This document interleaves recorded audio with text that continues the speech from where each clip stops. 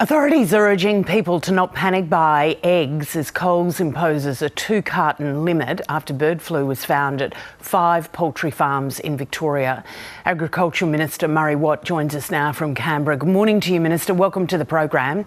G'day, Lisa. Good to be with you. It's a bit of a balance here, isn't it? You don't want to worry people, but we do need to know the facts here. So can you tell us what is the actual situation with this bird flu on these poultry farms?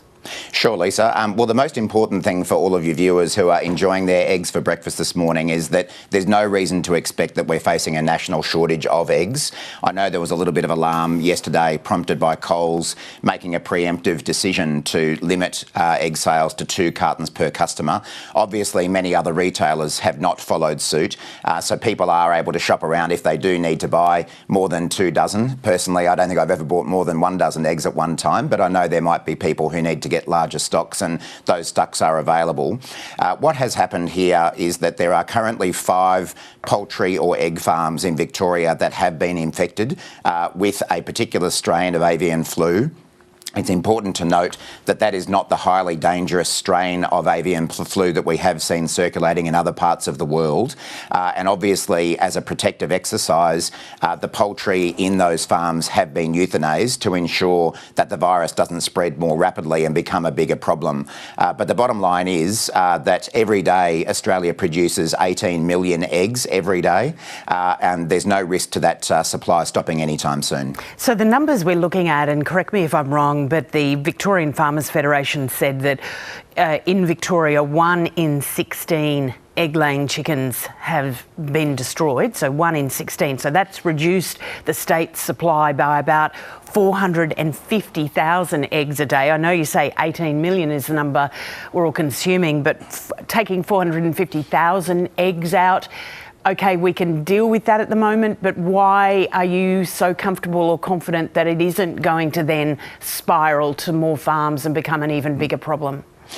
Well, of course, when you have this kind of an outbreak, there is always the possibility that it becomes bigger. But what I've seen and observed and spoken with the Victorian Minister about is that the Victorian government has done a fantastic job in getting on the front foot early to limit the spread of this disease. And that's why, frankly, we haven't seen more properties infected than we already have.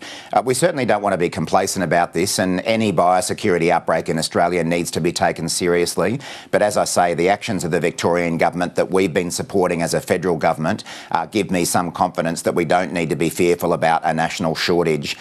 The figures that you just quoted may be the case for Victoria, but if you're looking at it at a national perspective, we have around 21 million, 22 million egg-laying hens in the country.